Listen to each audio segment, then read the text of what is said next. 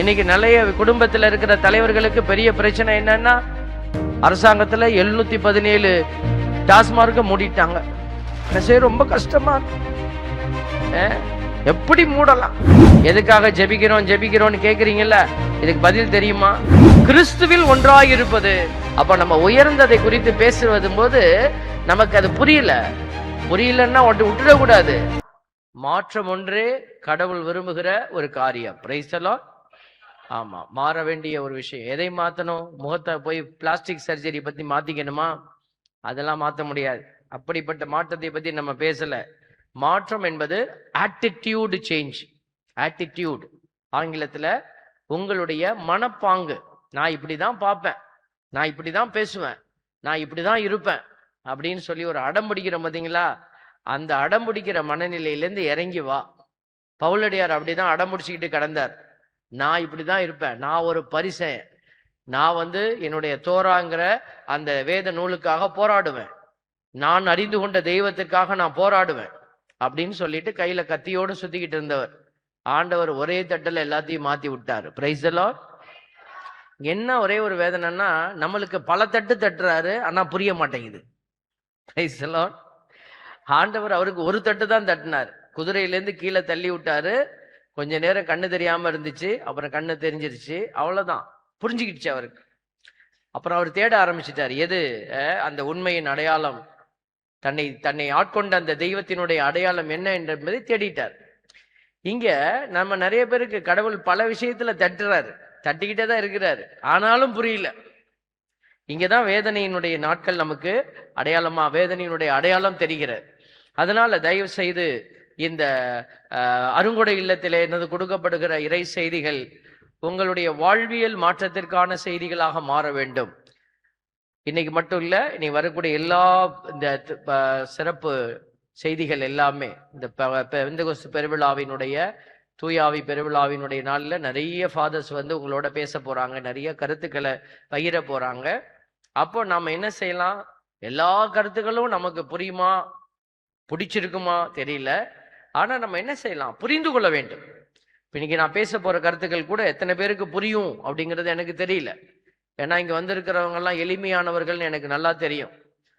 இங்க வந்திருக்கிற நிறைய பேருக்கு என்ன பேசினா பிடிக்குங்கிறது எனக்கு தெரியும். ஏன்னா இங்க நாங்க அறிவாளிகள் எல்லாம் கூப்பிட்டு நிப்பாட்டி பேச வைப்போம் இந்த மீடத்துல. அப்ப அறிவாளிகள் பேசும்போது மக்களுடைய ஒப்பீனியன் நான் கேட்பேன். அப்படி மக்களோட ஒப்பீனியன் கேட்கும்போது, என்ன அந்த சாமியார் பேசினாரு, என்னத்த பேசினார், அவர் பெரிய ஒரு அறிவாளி, அவர் அறிவு சார்ந்து பேசிட்டு போயிருக்கிறாரு, ஆனா மக்களுக்கு புரியாது. அவங்க சொல்லுவாங்க, இந்த மாதிரி இந்த ஃபாதர் ஒரே போருப்பா அப்படின்வாங்க. அதே இதை நாங்க சாதாரண ஊழியக்காரரை கூப்பிடுவோம். அவங்களுக்கு தெரியும், அவங்களுக்கு வேற ஒன்றும் தெரியாது பெருசா. இறையியல் உள்ளக்குள்ள போய் இறையியலை பற்றி பேச, திருச்சபையை பற்றி பேச பெருசா தெரியாது. ஆனா ஒன்னே ஒண்ணு அவங்களுக்கு தெரியும், உன் துக்கம் சந்தோஷமாய் மாறும், ஹல்லேலூயா அப்படின்னு. நம்மள நல்ல வார்த்தை பார்த்தீங்களா? உன் துக்கம் சந்தோஷமாய் மாறும். எது துக்கம்? வீட்டுல புருஷன் தான் துக்கம், பொண்டாட்டி தான் துக்கம். மாறிடுமா அது? வீட்டுக்கு போனா நினைச்சுக்கிட்டே போவாங்க, மாறிடும்னு போவாங்க. அதே வீட்டுக்காரர் தான் உட்கார்ந்துருப்பாரு. என்னடா, ஒரு பாட்டியம்மா ஜெபம் பண்ணிச்சான் ஆண்டவர்கிட்ட வல்லமையா. எதுக்கு? வீட்டுக்கு முன்னாடி ஒரு கல்லு, அதை தூக்கி போட ஆள் இல்லை. அது எப்பெல்லாம் அந்த பாட்டி வீட்டுக்குள்ள போகும்போதோ அப்ப தடுக்கி விட்டுருது அந்த கல்லு. கொஞ்சம் கண்ணு தெரியல. அன்னைக்கு ஆண்டவர் சொன்னாரு, நீ நம்பிக்கையோடு இந்த மரத்தை பார்த்து பெயர்ந்து போய் கடலில் நட்டுக்கொள் சொன்னா, நட்டுக்கொள்ளும் உன் நம்பிக்கை அப்படி இப்படின்னாராம். இந்த பாட்டிக்கு ஒரே உற்சாகம் ஆயிடுச்சு. நான் போய் சொல்லுவேன் பாருன்னு சொல்லிட்டு போய் அந்த கல்லுக்கு முன்னாடி நின்று சொன்னிச்சான், ஏ கல்லே, நான் உனக்கு கட்டளையிடுகிறேன், போய் அப்பாலே விழு அப்படின்னுச்சான். கல்லு போவே இல்லை. சொன்னிச்சான். அப்பவே தெரியும் இந்த சாமியார் பொய் சொல்றாருன்னு. அதுதான் மனசுக்குள்ள இருந்தது. இன்னைக்கு நமக்கும் மாற்றத்தை நோக்கி நம்ம போறோம் அப்படின்னா எங்க மாறணும்? தூயாவி உங்களை வழி நடத்துவார். அப்ப நம்ம உயர்ந்ததை குறித்து பேசுவது போது நமக்கு அது புரியலன்னா விட்டுடக்கூடாது, புரிஞ்சுக்க முயற்சிக்கணும். Price the lord. ஹல்லேலூயா. ஆவியானவர் உயர்ந்த காரியங்களை குறித்து பேசுவார். உங்க வீட்டுல இருக்கிற சட்டியில இருக்கிற சோறை பத்தியும் குழம்பு பத்தியும் மட்டுமே பேசிட்டு இருக்க மாட்டார், வயிற்ற பத்தியே பேசிட்டு இருக்க மாட்டார். உடலை பத்தி மட்டுமே பேசிட்டு இருக்க மாட்டார். அவர் உடலை கடந்த ஆன்மீகத்தினுடைய ஆழமான அந்த ஆன்மாவினுடைய நிலை, திரு அவையினுடைய நிலை, இவைகளை எல்லாம் பற்றி நம்மளோடு உரையாடுகிறவர் தூய ஆவியானவர். Praise the lord. Hallelujah, hallelujah. அதனாலதான் இந்த ஆவியானவரை நம்ம துதித்து போற்றும் போது அவருடைய அறிவுக்குள்ள நம்மளை கூட்டிட்டு போவார். அதனால நம்ம என்ன செய்யக்கூடாது? வாயை மூடிக்கிட்டு ஆவியானவரை புகழும் பொழுது மட்டும் வாயை மூடக்கூடாது. வாயை மூடாம ஆவியானவரை துதிக்கிற பிள்ளைகள் இந்த ஞானத்துல நிரப்பப்படுவார்கள். Price the Lord. ஆவியானவர் யாரு ஆட்கொள்ள வரணும்? என்னையத்தான், என்னைய மட்டும் தான். இதுதான் தப்பு. Price the Lord. ஆவியானவர் யாரு ஆட்கொள்ள வரணும்? எங்க எல்லாரையும் ஆட்கொள்ளணும். ஹல்லேலூயா. ஆமா, ஒன்றிப்பு. இன்னைக்கு நம்ம இந்த செய்தியில என்ன பார்க்க போறோம்? என்னோடு இராதவர் எனக்கு எதிராக இருக்கிறார். என்னோடு இராதவர் எனக்கு எதிராக இருக்கிறார். அப்ப ஆண்டவரோடு இருக்கிறவர் ஆண்டவர் சொன்னதை செய்வார். அப்ப ஆண்டவர் என்ன சொன்னாரு? நிறைய சொன்னாரு. இன்னைக்கு நம்ம எடுத்திருக்கிற ஒரு மைய புள்ளி என்ன அப்படின்னா, நான் எல்லாத்தையும் கூட்டி சேர்க்க தான் வந்தேன். அதனாலதான் நம்ம நற்செய்தியில நம்ம இன்னைக்கு இந்த நாள் நற்செய்தியை கொஞ்சம் மாற்றி வாசிச்சோம். யோவான் நற்செய்தி 17வது அதிகாரத்துல வரக்கூடிய 10வது இறைவசனத்திலிருந்து வாசிச்சோம். இனி நான் உலகில் இருக்க போவதில்லை, அவர்கள் உலகில் இருப்பார்கள். யாரு? நான் யாருக்கெல்லாம் சொல்லி கொடுத்தனோ அவங்கெல்லாம் இருப்பாங்க, சீடர்கள். நான் உம்மிடம் வருகிறேன் அப்படின்னு ஆண்டவர் சொல்லிட்டு என்ன போறாரு? தந்தைகிட்ட போறாரு. நான் உம்மிடம் வருகிறேன். அப்ப என்ன அர்த்தம்? நான் வேலையெல்லாம் கொடுத்துட்டேன்ப்பா, அவங்க வேலை செய்வாங்க. தூய தந்தையே, நாம் ஒன்றாயிருப்பது போல் அவர்களும் ஒன்றாயிருக்கும்படி நீர் எனக்கு அளித்த உம் பெயரின் ஆற்றலால் அவர்களை காத்தருளும். Price the Lord. பாத்தீங்களா? கடவுள் அவர் ஒரு ஆசையை வெளிவைக்கிறார், வெளியே எடுத்து வைக்கிறார், ஜெபமா வைக்கிறார். என்ன சொல்றாரு பாருங்க? அவர்கள் எப்படி இருக்கணும்? நாம் ஒன்றாய் இருப்பது போல அவர்களும் ஒன்றாய் இருக்கும்படி நீர் எனக்கு அளித்த உம் பெயரின் ஆற்றலால் அவர்களை காத்தருளும். அதனாலதான் நம்ம எந்த ஜெபம் செய்தாலும் இயேசு கிறிஸ்துவின் பெயரால ஜெபிக்கிறோம். ஏன்னா அந்த பெயரால் ஜெபிக்கப்படுகிற ஜெபங்கள் வல்லமையாய் கேட்கப்படுகிறது. ஹல்லேலூயா. எதுக்காக ஜெபிக்கிறோம்னு கேக்குறீங்கல்ல? இதுக்கு பதில் தெரியுமா? இயேசு கிறிஸ்து வழியாய் ஜெபிக்கிறோம்னு மன்றாடுறோம். எல்லா ஜெபத்தையும் அப்படிதான் நம்ம சொல்றோம். இன்னைக்கு பாருங்க, இந்த இடத்துல பதில் இருக்கு. நல்லா மனசுல குறிச்சு வச்சுக்கோங்க. யாராவது இதை கேட்டா இத பதில் சொல்ல உங்களுக்கு தெரியணும். பரீட்சை படிக்கிறது எதுக்கு? பரீட்சை வைக்கும் போது எழுதுறதுக்கு தான். பரீட்சை வைக்கும் போது தெரியலன்னா நீ ஃபெயில் ஆயிட்டேன்னு அர்த்தம். நிறைய பேருக்கு பைபிள்ல ஆலயத்துக்கு வராங்க, அருங்கொடைக்கு வருவாங்க, கேட்கிறாங்க, ஆனா உள்ளத்துல சரியானவற்றை பதிவு செய்து கொள்ள தெரியல. ஆண்டவருடைய வார்த்தை சொல்லுது பாருங்க. என்ன சொல்றார் ஆண்டவர்? நீர் எனக்கு அளித்த உம் பெயரின் ஆற்றலால் அவர்களை காத்தருளும். நீர் எனக்கு அளித்த உம் பெயர், இயேசு என்கிற பெயர் விண்ணகத்திலிருந்து வந்த பெயர். அந்த பெயரின் ஆற்றலால் அவர்களை காத்தருளும். அதனாலதான் இந்த மண்ணுலகத்துல நாம ஒன்றாயிருப்பது இயேசுவின் நாமத்துல. ஹல்லேலூயா, பிரைஸ் தி லார்ட். இன்னைக்கு கத்தோலிக்க திருச்சபை மட்டுமில்ல, கத்தோலிக்க திருச்சபையிலேயே நிறைய வேறு சில பாரம்பரிய, அதாவது திருச்சபைகள் எல்லாம் இணைஞ்சு இருக்கிறது. சீரோ மலபார், சீரோ மலங்கரா, இப்படி நிறைய சர்ச்சஸ், 23 ஓரியண்டல் சர்ச்சஸ்ன்னு சொல்லுவாங்க. அது எல்லாமே நம்ம கத்தோலிக்க திருச்சபையோட இணைந்து இருக்குது. நீங்க இங்க இருந்து கேரளாவுக்கு போய் அங்க பூசை பார்த்தீங்கன்னாக்க எப்படி இருக்கும்? வித்தியாசமா இருக்கும். அவங்க பீடத்து திரையை போட்டு மூடிடுவாங்க. பீடத்துக்கு திரும்பி தான் சாமி பூசை வைப்பாரு. இதை பார்த்துட்டு நம்ம ஆட்கள் என்ன செய்வாங்க? ஏதோ வேற எங்கேயோ வந்துட்டோம் போல இருக்கே அப்படின்னு சொல்லி பயந்துருவாங்க. அப்படி இல்லை, அவங்களும் கத்தோலிக்க திருச்சபையில இருக்கிறவங்க தான். அப்ப இதுல அவங்க பாரம்பரிய, அவங்களுடைய பாரம்பரிய வழிபாட்டு முறைகளை அதுல வச்சிருக்கிறாங்க, மரபு முறைகளை எல்லாம். அதனால பாருங்க, இதை மட்டும் இல்ல, நம்ம பல திருச்சபைகளுடைய கூட்டமைப்பாகத்தான் நம்ம கத்தோலிக்க திருச்சபை இருக்குது. இவங்க போப்பாண்டவருடைய அதிகாரத்தை ஏற்றுக்கொண்டவர்கள். அதனால கத்தோலிக்கர்கள் என்கிற அடையாளத்துல நம்ம எல்லாம் இணைஞ்சிருக்கிறோம். கொஞ்சம் வெளியில போனீங்கன்னாக்க நிறைய திருச்சபைகள் இயங்கிட்டு இருக்குது. சிஎஸ்ஐ, டிஎல்சி, இந்த மாதிரி திருச்சபைகள் நம்ம பக்கத்து சர்ச்சிலேயே பார்க்கலாம். இன்னும் கொஞ்சம் பக்கத்துல போனீங்கன்னா இவங்கெல்லாம் எஸ்டாப்ளிஷ்டு சர்ச்சஸ். இன்னும் பெண்டகோஸ்டல் சர்ச்சஸ்ன்னு சொல்லுவாங்க. பெண்டகோஸ்டல் சர்ச்சஸ் அப்படின்னா என்ன? அவர்களாகவே உருவாகி நடத்தி கொண்டிருக்கிற திருச்சபைகள், குட்டி திருச்சபைகள். நிறைய சபைகள்ல நம்ம பார்க்கிறோம்.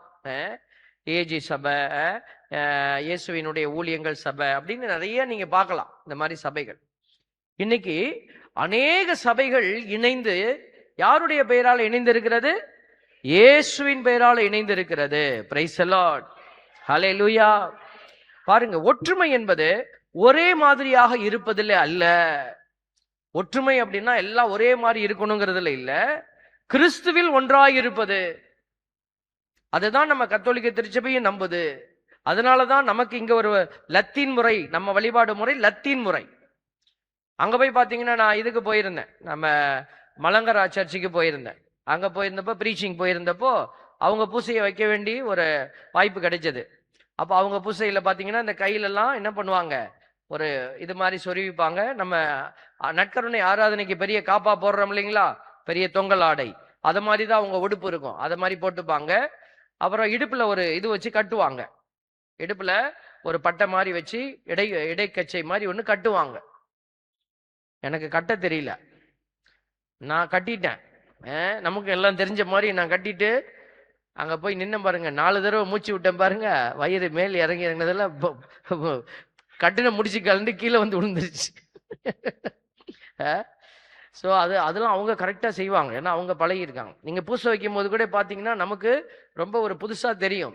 அவங்க நற்கருணை மீது இப்போ சாமியார் நாங்கள் வந்து ஆண்டவரை இது கிறிஸ்துவின் திருவுடல் திருத்தமாக அந்த மாவட்டம் அந்த ஜெபத்தை சொல்லும் போது இந்த உங்களுடைய தூய ஆவியை பொழிந்து இந்த காணிக்கைகளை ஆசீர்வதிங்கன்னு சொல்லி ஜெபிப்போம்ல, அப்போ அப்படி கையை அப்படி வைப்போம், இப்படிதான் இருக்கும். இப்போ என் கை இப்படி இப்படி ஆடிச்சுன்னா நீங்க என்ன நினைப்பீங்க? ஆல்பர்ட் சாமிக்கு அதுக்குள்ள எல்லாமே ஆடுதே அப்படின்னு நீங்க நினைப்பீங்க. தபேல் அண்ணன் சிரிக்கிறாரு, அருள் அண்ணன் சிரிக்கிறாரு. பாருங்க, அங்க வந்து கையை இப்படி ஆட்டுவாங்க, இப்படி ஷேக்கிங், தூயாவியினுடைய அசைவாடுதல் அவங்க இப்படிதான் அடையாளப்படுத்துவாங்க. அப்படியெல்லாம் துணியை எடுத்துக்கிட்டு இப்படியே ஆட்டுவாங்க. நீங்க பார்த்துட்டு என்ன பண்றாங்க அப்படி சொல்லக்கூடாது. அதுதான் அந்த வழிபாடு. அப்ப பாருங்க, திருச்சபையினுடைய வலிமை என்பது ஒரே மாதிரியா இருப்பதில் அல்ல. ஒற்றுமை என்பது கிறிஸ்துவில் நம்ம எல்லாம் ஒன்றா இருக்கிறோம், நம்பிக்கை வாழ்க்கையில ஒன்றா இருக்கிறோம். இன்னைக்கு எத்தனையோ திருச்சபைகள் இறங்கிட்டு நம்ம இங்க உட்காந்துக்கிட்டு அவன்லாம் காசுக்கு தான் வேலை செய்யறான், அவன்லாம் திருட்டுத்தனம் பண்றான், இப்படியெல்லாம் சொல்லக்கூடாது. Price the Lord. அதுக்காக உடனே சாமியார் எல்லாம் சொல்லிட்டாருன்னு அங்க போயிடக்கூடாது. போறதுக்காக நான் சொல்லல, நீங்க அழைக்கப்பட்ட இடத்துல நின்று நீங்க சாட்சியம் பகரணும். Price the Lord. ஆமா, திருச்சபையின் வலிமை அதன் எண்ணிக்கையில் அல்ல, அதன் ஒற்றுமையில் உள்ளது. ஆண்டவர் அதைத்தான் நமக்கு தந்தை மகன் தூய் ஆவியார்னு நம்ம எப்பெல்லாம் சைன் பண்றோமோ, அடையாளம் போடுறோமோ, அப்போ இந்த அடையாளம் சொல்லுகிற செய்தி என்ன? நாம ஒன்றா இருக்கணும். அப்ப நம்ம ஒன்றா இருக்கணுங்கிறது குடும்பத்தில் ஆரம்பிச்சு அப்படியே பங்கு தளத்துல வந்து அப்படி அருங்கொடையெல்லாம் இந்த மாதிரி ஜெப கூட்டங்கள் நம்ம நடத்தக்கூடிய திருச்சபைகளில் ஒன்றிப்பின் ஆவி இருக்கணும். பிரைஸ் தி லார்ட், ஹல்லேலூயா. மத்தேயு 12:30 ஆண்டவர் சொல்றார், என்னோடு இராதவர் எனக்கு எதிராக இருக்கிறார், என்னோடு இணைந்து மக்களை கூட்டி சேர்க்காதவர் அவர்களை சிதறச் செய்கிறார். பாத்தீங்களா?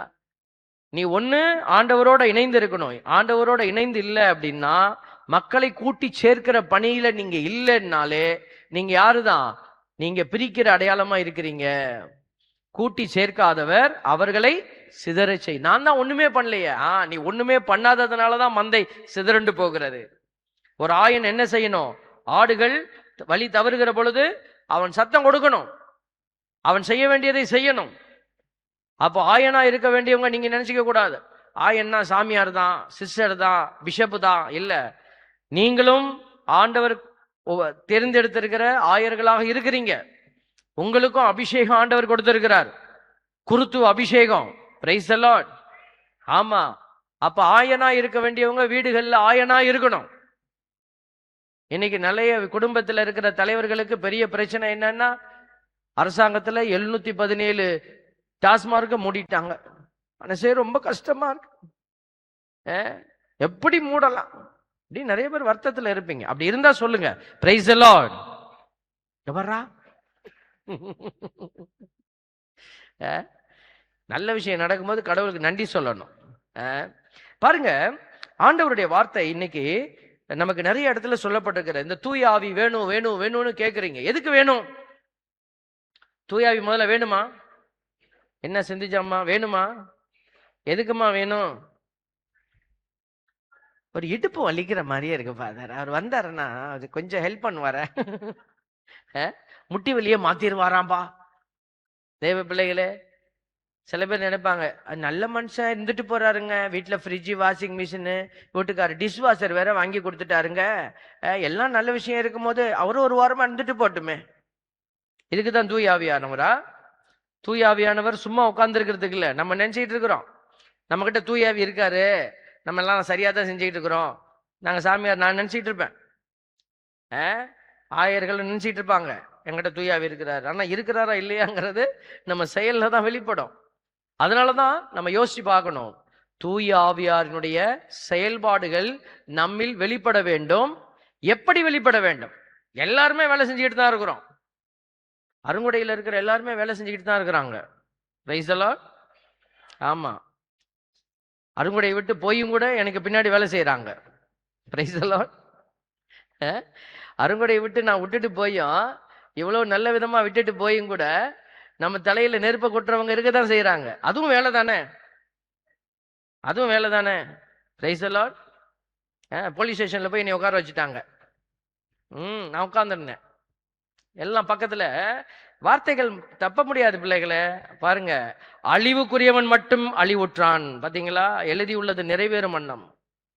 நாங்க பழி வாங்க போறது இல்ல, எல்லாம் ஆண்டவர் பாத்துக்கிறார், அவ்வளவுதான். நாங்க யாரையும் அழியணும்னு நாங்க ஜெபிக்கல, மனம் மாறணும்னு தான் சொல்றோம். பிள்ளைகள் ஆண்டவருடைய தளத்துல நின்றுகிட்டு இருந்த பக்கத்துல உட்கார்ந்தான் யூதாஸ், பக்கத்துல உட்கார்ந்தான். இயேசுவால கூட காப்பாற்ற முடியல. இங்க கூட 10 பேர் உட்கார்ந்து இருக்கிறீங்க, எனக்கு தெரியும். ஆண்டவர் பக்கத்துல இருக்கிறோன்னு வீணா போயிடக்கூடாது. நான் பலிபீடத்துல நிக்கிறேன், நானே ஜாக்கிரதையா இருக்கணும். ஆரோனின் புதல்வர்கள், எங்க அப்பா யார் தெரியுமா? எங்க அப்பா பெரிய ஆளு, கொண்டு போய் காலை வச்சான் பலிபீடத்துல. லேவியர் மட்டுமே நுழையக்கூடிய இடத்துல அவன் காலை வச்சான். அடுத்த கணமே அவன் 2 பேரும் பொசுங்கி போனான். தேவ பிள்ளைகளை யோசிச்சு பார்க்கணும். நம்ம ஊழியக்காரங்க, நம்ம ஊழியருக்குரிய தகுதியோட தாழ்ச்சியோட நம்ம நிக்கணும். நம்ம எல்லாமே ஒரே இலக்கு நோக்கி பயணிக்கணும். பாருங்களேன், குருக்களை அவமானப்படுது. நீ தவறு அப்படின்னா தாராளமா கேட்கணும், உங்களுக்கு உரிமை உண்டு. ஆனா கேட்கறதுல ஒரு நியாயம் இருக்கணும்ல. நடக்காத ஒன்றை வச்சு இல்லாத ஒன்றை எடுத்துக்கிட்டு போய் நீ அவமானப்படுத்தணும் நின்னா, அந்த ஊழியக்காரரை, அவர் ஊழியக்காரர் சொல்றதா தெரியல, ஆனா அங்க ஊழியக்காரரா இருந்தார். எல்லாம் பக்கத்துல நின்னவங்க தான் அங்க நின்னாங்க. போலீஸ்காரர் கேட்கிறாரு, என்னதான் இப்ப சொல்ல வரீங்க, நீங்க என்ன செய்யணும் வர அப்படின்னு. சொல்ல வேண்டியதை சொல்லிட்டேன், இனிமே நீங்க செய்ய வேண்டியதை செய்யுங்க. இயேசுவுக்கு தீர்ப்பிட்ட கொடுத்தாங்க பாத்தீங்களா? நாங்கள் ஒப்படைச்சிட்டோம், இனிமே நீங்கள், சீசருக்கு எதிராக அவர் பேசியிருக்கிறார், இவரை நீங்க என்ன செய்யணுமோ செய்யுங்க. அவர் ஒன்னும் செய்ய முடியாதுன்னு சொன்னப்ப இவங்களே கொடுத்தாங்க, இவரை சாட்டையில் அடி, இவரை சிலுவையில் அறையணும். தேவ பிள்ளைகளை யோசிச்சு பார்க்கணும். அதனால எதுக்கு இதெல்லாம் நம்ம சொல்லுகிறோம் அப்படின்னா, ஒரு காழ்ப்புணர்ச்சியிலையோ கோபத்திலேயோ நான் பேசல. நம்முடைய பிள்ளைகள் எவ்வளவு அறியாமையில் இருக்கிறாங்க, இதை தெரிஞ்சு கொள்ளணும். நீங்க அறியாமையில் கிடக்கிறோம்.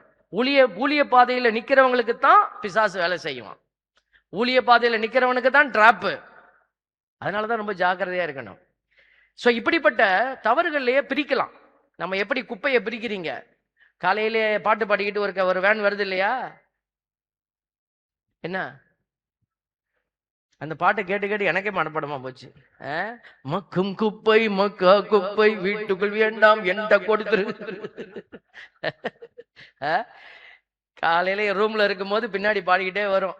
நம்மளுடைய கார்பரேஷன் ஊழியர்கள் வந்து நல்ல ஒரு பணியை அவங்க செய்துட்டு இருக்கிறாங்க, பாட்டு பாடிக்கிட்டு. அப்ப நம்ம பிரிச்சு கொடுக்குறோம்ல, அதே போலதான் உன் பாவங்களை நீ பிரிக்கணும். நம்ம உடம்பெல்லாம் செய்யறோம் சில பாவங்கள், இச்சைக்குரிய, அதெல்லாம் கடவுள் கூட ஒரு வாரமா வச்சிருவார், அதெல்லாம் மன்னிச்சு விட்டுருவார், அதெல்லாம் ஒரு பலவீனத்துல. ஆனா நீ இந்த மண்டைக்குள்ள இருந்து யோசிச்சு செய்யற பத்தியா, இவனை எப்படியாவது கவுக்கணும்னு. அப்ப யாரை நீ டச் பண்ற? ஒரு ஊழியக்காரனை டச் பண்ற. அப்படின்னா என்ன அர்த்தம்?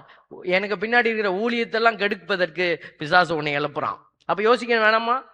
யோசிக்கணுமா இல்லையா? இப்ப யோசிச்சு பாருங்க.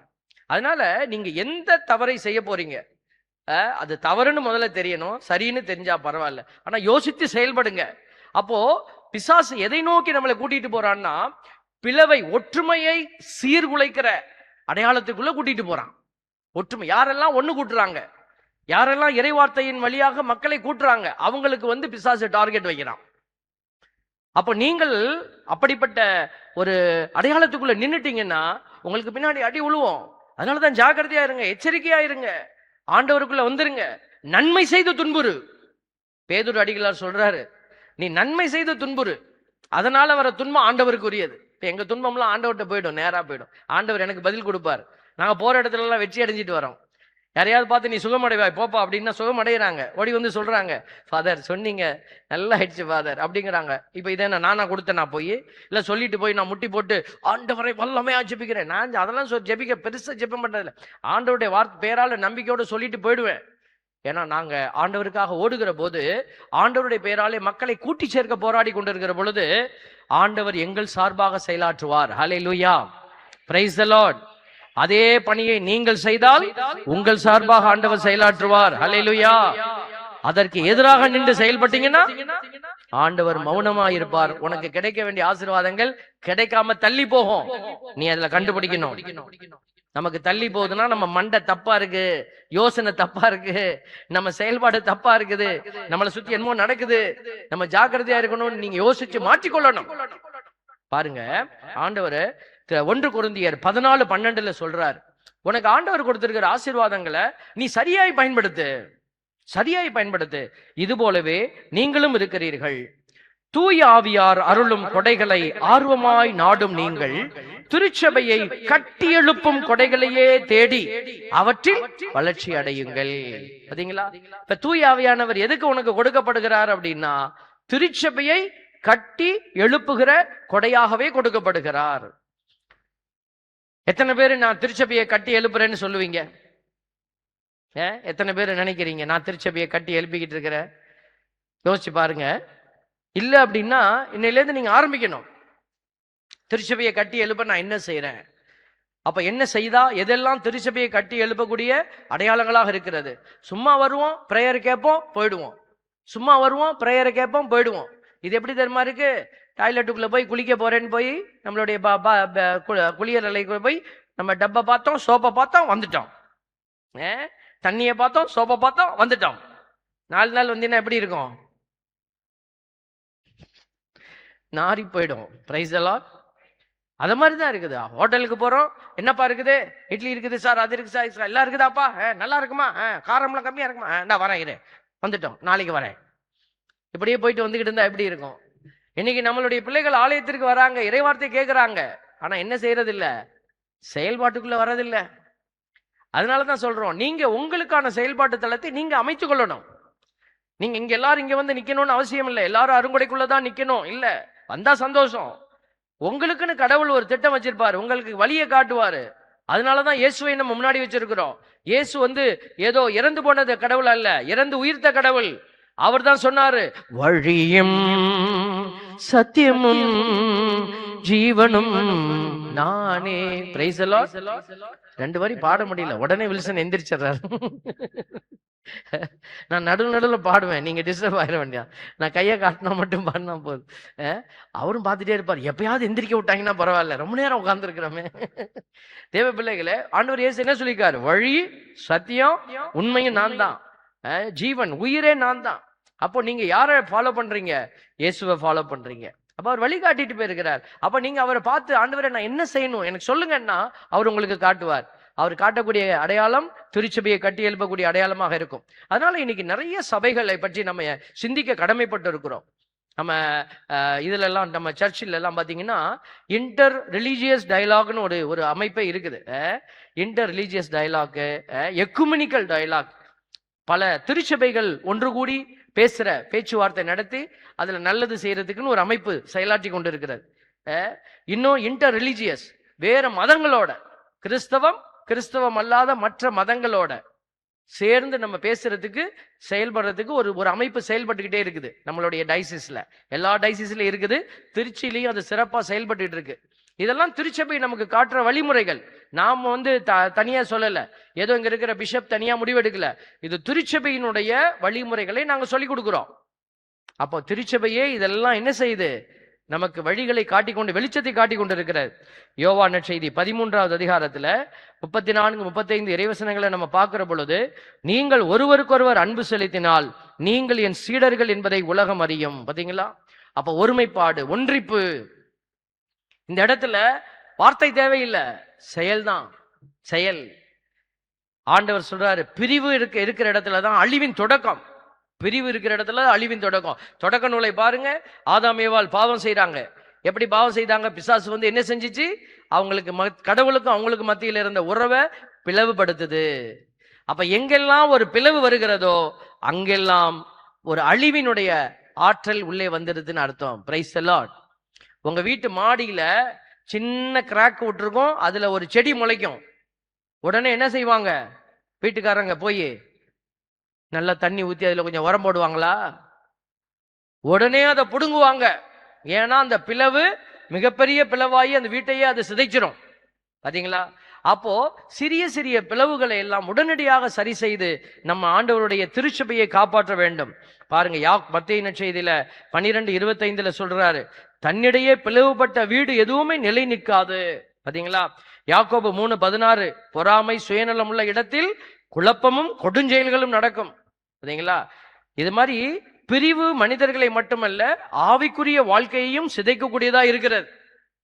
ஆனா நம்ம எல்லாம் செஞ்சுக்கிட்டு தான் இருப்போம். கோயில்ல விளக்கு கொளுத்துவோம், பூசை வைப்போம், எல்லாம் நாங்க எல்லாம் இப்ப பாத்தீங்கன்னா டெக்கரேட்டிவா நாங்க நிற்போம், எல்லாம் செஞ்சுட்டு இருப்போம். ஆனா நான் பிளவை ஏற்படுத்துகிற அடையாளமா இருந்தேன் அப்படின்னா, ஒன்றிப்பின் அடையாளமா இல்லை அப்படின்னா, நான் அழிவது உறுதி. நீ பிளவின் அடையாளமா இருந்தீனா நீ அழிவது உறுதி. அதனாலதான் நம்ம ஆண்டவர் எச்சரிக்கை கொடுக்கிறாரு. தொடக்க திருச்சபை உற்று பாருங்க. அது ஒன்றுபாட்டு ஒருமைப்பாட்டினுடைய ஒரு மாதிரியாக இருக்கிறது, ஒற்றுமையினுடைய மாதிரியாக இருந்தது.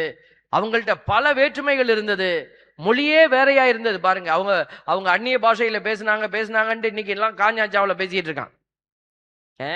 பரவசத்துல அவங்க எல்லாரும் பேசினாங்க, அவங்க எல்லாரும் ஆண்டவரை துதிச்சாங்க, அவங்க எல்லாம் ஒரு மொழியில துதிச்சாங்க. அங்க வந்திருந்த மற்ற மொழியை சார்ந்தவர்கள் எல்லாம் அவரவருடைய மொழியில கேட்டாங்க. அப்ப ஆண்டவர் அதுல என்ன சொல்ல விரும்புறாரு? கடவுள் எல்லாருக்கும் ஒரே தெய்வமாய் இருந்து வெளிப்பட விரும்புகிறார். அப்ப ஆண்டவருடைய எண்ணம் இதுல வெளிப்படுது. திருத்தூதர் பணி 2:46, ஒவ்வொரு நாளும் அவர்கள் ஒரே மனத்தோடு கோவிலில் தவறாது கூடி வந்தார்கள். ஒரே மனதோடு, பேறு வகையோடும் எளிய உள்ளத்தோடும் வீடுகள் தோறும் அப்பத்தை பிட்டு உணவை பகிர்ந்து உண்டு வந்தார்கள். பாத்தீங்களா? இப்ப எல்லா இடத்துலயும் அவங்க வாய்ப்பு கிடைச்ச இடத்துல எல்லாம் அவங்க ஒன்று கூடுனாங்க. இன்னைக்கு அன்பியங்கள்னு சொல்லி பங்கு தளத்துல இருக்குது. அன்பியம்னு லிஸ்ட் மட்டும்தான் இருக்குது. அன்பியம் எங்க இருக்குன்னு தேட வேண்டி இருக்குது. பிரைஸ் எல்லாம் வருஷா வருஷம் வேளாங்கண்ணிக்கு போறதுல நம்ம தவறல, பூண்டிக்கு போறது தவறல, இந்த மாதிரி அருங்குடைக்கு வர்றது நம்ம மக்கள் நிறைய ஃபாலோ பண்ணிக்கிறாங்க. ஆனா இந்த அன்பியங்கள்னு பங்கு தளத்துக்குள்ள நடக்குது, அதுக்குள்ள போறதுக்கு நமக்கு பிரியமே இல்லை. ஏன்னா அதுலதான் ஒன்றிப்புக்கான ஒரு அடையாளமே அமையுது. அதனால பிசாசு அங்கதான் உடைக்கிறான். அதை எங்கிட்ட ஃபாதர் ஒரு நம்ம பெரிய ஃபாதர் இருந்தாங்க, ஒய் இருதிராஜின்னு. அவர் சொல்லுவாரு, அன்பியங்கள்னு பேரை வச்சதுக்கு பதிலாக வம்பியங்கள்னு வச்சிருக்கலாம்ப்பா அப்படின்வார். வம்பு தான் அந்த இடத்துல நடக்குது. வம்பு பேசத்தான் அங்க எல்லாரும் வராங்க. Price the lord, praise the Lord. நான் ஒற்றுமையை பத்தி பேசிட்டு இருக்கிறேன். ஒன்றிப்பு, ஒன்றிப்பு என்பது கணவன் மனைவியிடையே இருக்கிற ஒன்றிப்பு மட்டுமல்ல, குடும்பத்தில் இருக்கிற ஒன்றிப்பெல்லாம் நிறைய பேசிக்கிட்டே இருக்கிறோம். நான் இப்போ திருச்சபைகளுக்கான ஒன்றிப்பை பத்தி பேசிட்டு இருக்கிறேன். கடவுள் பிளவை உண்டாக்க வரல. எல்லா இடத்துலயும் ஆவிக்குரிய அபிஷேகங்களை கடவுள் கொடுத்து எல்லா திருச்சபைகளிலும் இயேசு ஒருவரே தெய்வமாக, இயேசு ஒருவரே தலைவராக இருந்து செயலாற்றுகிறார் என்றால், நம்ம இயேசுவின் பெயரால ஒன்றுபடுவதற்கு அழுத்தமான வாய்ப்புகள் அதிகமாக இருக்கிறது. ஹல்லேலூயா, பிரைஸ் தி லார்ட். நம்ம கத்தோலிக்கர்கள், நம்ம மற்ற அடையாளங்கள், அன்னை மரியாள், நம் புனிதர்கள், இவங்க இந்த லிஸ்ட்லாம் வச்சிருக்கிறோம். அந்த பக்கம் இருக்கிறவங்க நம்ம கிட்ட இருக்கிற மாற்று அடையாளத்தை பார்த்துக்கிட்டு பேசிக்கிட்டு இருக்க கூடாது. நாம இங்கிருந்து அவங்கள பார்க்கும்போது அவங்க கிட்ட இருக்கிற குறைபாடுகளை பார்த்துக்கிட்டு பேசிட்டு இருக்க கூடாது. நாம எல்லாருமே ஒரே பாயிண்ட்ல இணையணும்னா அது நம் ஆண்டவராகிய இயேசு கிறிஸ்துவில் இணைய முடியும். ஹல்லேலூயா, ஹல்லேலூயா. அப்ப ஆண்டவருடைய பிள்ளைகள் நாம ஒன்றுபட வேண்டும் என்பதுதான் இயேசுவின் ஆசை. திருத்துதர் பணி 4:32 சொல்லுது, நம்பிக்கை கொண்ட மக்கள் அனைவரும். நம்பிக்கை கொண்ட மக்கள், இயேசுவின் மீது நம்பிக்கை, அவ்வளவுதான் நம்ம பேசுறோம். உன்னுடைய பாரம்பரியம், உன்னுடைய வழிபாட்டு முறை அதெல்லாம் ஓரமா வச்சுக்கோ. இயேசு கிறிஸ்துவின் மீது நம்பிக்கை கொண்ட மக்கள் அனைவரும் ஒரே உள்ளமும் ஒரே உயிருமாயிருந்தனர். அவர்களுள் எவரும் தமது உடைமைகளை தம்முடையதாக கருதவில்லை, எல்லாம் அவர்களுக்கு பொதுவாயிருந்தது. Hallelujah, praise the lord, praise the lord. அவர்களுக்கு எல்லாம் பொதுவாயிருந்தது. இப்ப இங்க அந்த ரூலை ஃபாலோ பண்ணலாமா? எல்லாம் பொதுவா இருந்ததுன்னு சொல்லி எல்லாரும் கழுத்துல கிடக்கிறதெல்லாம் அழுத்து போட்டு போங்க, நான் பத்திரமா வச்சிருக்கேன்னா மழையினால வர கூட்டம் கூட அப்புறம் வராது. அவன் அவுத்துராம்பல் இருக்கு செயினை. Price the Lord. ஆமா, அது சில பேர் ஒருத்தர் வீட்டுல பொண்டாட்டிக்கிட்ட திட்டுறாரு, இந்த செயினாக அவுத்து வச்சுட்டு போ அப்படின்னு. பிரேயருக்கு போகும்போது மட்டும் சொல்லுவாரா, செயினெல்லாம் அவுத்து வச்சுட்டு போ. ஏங்க அப்படின்னு, நீ உற்சாகத்துல சாமியார் கொஞ்சம் அங்க பிரசங்கியார் ரொம்ப உற்சாகமா பேசணும்னு நீ அவுத்து போட்டாலும் போட்டுருவேன். அதனால செயினெல்லாம் அவுத்து வச்சுட்டு போ அப்படின்னு. பாருங்க, இன்னைக்கு நம்முடைய மத்தியில பிரிவினை உண்டு பண்ணுவர்களை பற்றி யூதா திருமுகம் சொல்லுது. யூதா 1:19 சொல்லுது, இவர்கள் பிரிவினை உண்டு பண்ணுபவர்கள், மனித இயல்பின்படி நடப்பவர்கள், கடவுளின் ஆவியை கொண்டிராதவர்கள். பிரைஸ் தி லார்ட், ஹல்லேலூயா. ஆமாம் பிள்ளைகளே, நானும் குழம்பு வைக்கிறேன் ஜோராக்குறேன்னு போய் கண்டதையும் போட்டு நீங்க குழப்பிடுவீங்க சில பேர். அதே மாதிரி ஆயிடக்கூடாது. நானும் ஊழியம் பண்றேன், நானும் ஆண்டவருடைய பணியை செய்யறேன்னு சொல்லி நீங்கள் குழப்பத்தை உண்டு பண்ணுகிறவர்களாக இருக்கக்கூடாது. கடவுள் பிழைப்பு நடத்துறத கூட ஒத்துப்பாரு. நிறைய பேர் கோயில்ல வந்து பிழைப்பு நடத்துறோம், காசுக்கு தான் ஊழியம். ஊழியம்லாம் கிடையாது, அதுல காசுக்கு பிழைப்பு. வேலை செய்வாங்க, வேலை செய்வேன் காசு கொடு, அவ்வளவுதான். அது தொழில், எல்லா இடத்துலையும் நடக்கும். ஊழியத்தினுடைய இடங்கள்ல கூட, ஆலயத்துல கூட தொழில் நடக்கிறது. அது நடந்துட்டு போகுது, அதை கூட விட்டுறலாம். ஆனால் தொழிலையும் ஊழியத்தையும் நீ ஒன்னா சேர்க்க முடியாது. நான் எவ்வளவு நாள் ஆண்டவருக்கு இந்த இடத்துல ஊழியம் செஞ்சேன், இது ஊழியம் இல்லை, நீ தொழில் செய்யற. அதே சமயத்துல நம்ம ஊழியம் செய்யக்கூடியவர்கள் என்ற போர்வையில் இருக்கிறவங்க நம்ம என்ன செய்யக்கூடாது, கடவுளின் ஆவியை கொண்டிருக்கிறோமா இல்லையா என்பதை அறிந்து கொண்டிருக்க வேண்டும். பிரிவினை உண்டு பண்ணக்கூடிய அந்த மனிதர்களோடு இணைந்து இருந்தாலும் நீயும் அந்த பிரிவினையின் மக்களாகவே இருப்பீர்கள். அப்ப நம்ம கிட்ட இருக்கிறது என்னது, மனித இயல்பின் ஆற்றல். அதை நம்ம புரிந்து கொள்ளணும். இதை புரிந்து கொள்ளக்கூடிய ஆற்றல் நமக்கு வேணும். டிசர்ன் த ஸ்பிரிட் என்று ஆங்கிலத்தில் சொல்லுவாங்க. ஆவியை பகுத்துணரும் ஆற்றல். அருங்குடையில் இருக்கும் போது நான் ஒரு சிலரை கடிந்து பேசி இருக்கிறேன், திட்டி இருக்கிறேன். எதற்காக அப்படின்னா, அவருங்க கிட்ட இந்த மனித இயல்பின்படியான செயல்பாடுகள் உயர்ந்து கிடக்கும், சொன்னாலும் புரியாது. அப்ப என்ன செய்யறோம், அவங்கள நம்ம கடுமையா பேசி அவங்கள திட்டி அவங்கள கொண்டு போய் கீழே தள்ளி போய் நில்லுங்கன்னு சொல்லணும். அப்ப அவங்க நிப்பாங்களா? உடனே அவங்க என்ன செய்வாங்க, தங்களுடைய இயல்பின்படி செயல்பட ஆரம்பிப்பாங்க. அப்படிதான் இந்த மாதிரியான செயல்பாடுகள் எல்லாம் இப்ப நான் சற்று முன் சொன்ன காரியங்கள்லாம் நடந்திருக்கிறது. அப்ப இது யூதா 1:19 படி இவர்கள் கடவுளின் ஆவியை கொண்டிராதவர்கள். அப்ப நீங்கள் ஆண்டவர் எதை விரும்புகிறாரோ அதை செய்யாம நீங்க வேறொன்றை செய்தீங்கன்னா நீங்க யூதாஸின் பக்கம் நிக்கிறீங்க. அவனுக்கு என்ன நடந்ததோ அதுதான் நமக்கு நடக்க போகிறது. நம்முடைய குடும்பங்கள் எல்லாம் வழிதவறி போயிடும், சிதறி போகும். பிள்ளைகள் கோயில் பக்கம் வரமாட்டாங்க அதுக்கப்புறம். ஏன்னா நம்ம விதைத்தது. ஆகவே தான் நம்ம எச்சரிக்கையா இருக்கணும். கலாத்தியர் 5:18 ஆண்டவர் சொல்றாரு, திருச்சட்டத்திற்கு உட்பட்டவர்களாய் மட்டும் இருக்காதீங்க. கோயிலுக்கு வருவேன், சாமி கும்பிடுவேன், போயிடுவேன், இது திருச்சட்டத்துக்கு உட்பட்ட. சண்டே மாஸ், ஞாயிற்றுக்கிழமை திருப்பலி போகணும், திருச்சபை சொல்லுது பாருங்க. கலாத்தியர் 5:18, நீங்கள் தூய ஆவியால் வழி நடத்தப்பட்டால் திருச்சட்டத்திற்கு உட்பட்டவர்களாய் இருக்க மாட்டீர்கள். தூய ஆவியால் வழி நடத்தப்பட்டால் திருச்சட்டத்திற்கு உட்பட்டவர்களாய் இருக்க மாட்டீர்கள். திருச்சட்டத்துக்கு உட்பட்டு இருக்கணுமா இல்லையா? ஆனா ஆண்டவர் பவுலடியார் எப்படி சொல்றாரு, தூய ஆவியால் இருக்கிறவங்க திருச்சட்டத்தை தாண்டி போயிடுவாங்க. இப்போ நீங்க பக்கத்துல உங்க வீட்டுக்கு பக்கத்துல ஒரு குழந்தை இருக்குன்னு வச்சுக்கோங்களேன்.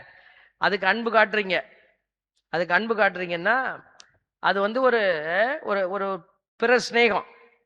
அது வந்து ரோட்ல விழுந்துருச்சு, நம்ம செய்து ஆகணும். அது ஒரு சட்டத்திற்கு இணையான ஒரு காரியம். கீழே விழுந்துட்டா நம்ம தூக்கணுங்கிறது ஒரு எதிர்பார்ப்பு, உதவி செய்யணும். இப்ப உங்க வீட்டுல உங்க பிள்ளைகளுக்கு நீங்க அவங்க கீழே விழாமலே நீங்கள் எல்லாம் செய்றீங்களே, அது என்னது? நம்ம வீட்டுல இருக்கிற பிள்ளை தப்பு பண்ணாலும் நம்ம மன்னிச்சு திருப்பி அதுக்கு நன்மை செய்துக்கிட்டே இருக்கிறோமே, அது என்னது? அதுக்கு என்ன பேர் சொல்லுவீங்க? என்ன சொல்றதுனே தெரியலையே சாமி. அன்பு. Price the Lord. இதுக்கு பேர் அன்பு. தாய் அன்பு, தகப்பன் அன்பு. அங்க அன்பு இருக்குது. ஆனா அன்பை விட அது ஒரு எதிர்பார்க்கப்பட்டிருக்கிற ஒரு காரியம். அவங்க கீழே விழுந்துட்டா தூக்கி விட, அவங்களுக்கு செய்ய வேண்டியதை உதவியை செஞ்சுட்டு அதுக்கப்புறம் நம்ம வந்துருவோம். அதுக்கப்புறம் அவரை பற்றி கவலை இல்லை நமக்கு. ஆனால் பாருங்க, இதை தான் நம்ம திருச்சட்டத்திற்குரிய அடையாளம் காட்டுது. ஆலயத்திற்கு போகணும். ஆரம்பத்தில் அப்படிதான் ஆரம்பிச்சிச்சு. சின்ன பிள்ளைகளுக்கு சொல்லி கொடுத்தோம், சர்ச்சைக்கு போகணும், ஞாயிற்றுக்கிழமை பூசை பார்க்கணும், நற்கருணை உட்கொள்ளணும், திருச்சட்டம் இப்படிதான் சொல்லுது. எல்லாம் ஆரம்பிக்கும் போது அப்படிதான் இருந்துச்சு. ஆனா கொஞ்சம் கொஞ்சமா ஆரம்பிச்சு நீங்க வளர்ந்து வரும் பொழுது உங்களுக்கு புரியுது, ஏன் நான் ஆலயத்துக்கு போகணும், ஏன் ஆண்டவரை வழிபடணும், ஏன் ஆண்டவரை நான் துதிக்கணும், ஏன் நான் கையை தூக்கணும். இதுக்கெல்லாம் உங்களுக்கு விளக்கம் கிடைச்ச உடனேயும் நீங்க என்ன செய்ய போறீங்க? திருச்சட்டத்திற்காக இதை செய்யாம அன்பால செய்ய ஆரம்பிச்சிருவீங்க. ஹல்லேலூயா, பிரைஸ் தி லார்ட். இப்ப இங்க வந்திருக்கிறவங்க எல்லாம் ஞாயிற்றுக்கிழமை இல்லை, இது வீக் டேஸ், இது வார நாள். இது அப்ப நீங்க எல்லாம் வந்திருக்கிறீங்க. நீங்க எல்லாம் பயந்து வந்தீங்களா? என்ன ஆண்டவர் ஆவியானவர் என்னை அடிச்சு துன்பப்படுத்திடுவார் அப்படி பயந்து வந்தீங்களா? நீங்கள் அன்பால வந்திருக்கிறீங்க. Price the Lord.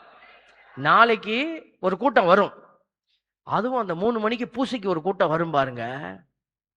நம்ம அருங்கொடைக்கு பூசைக்கு வர கூட்டம் சிறப்பா வரும், பெரிய கூட்டம் வரும். அது என்னன்னா அந்த 3 to 4 பூசை பாருங்களேன்.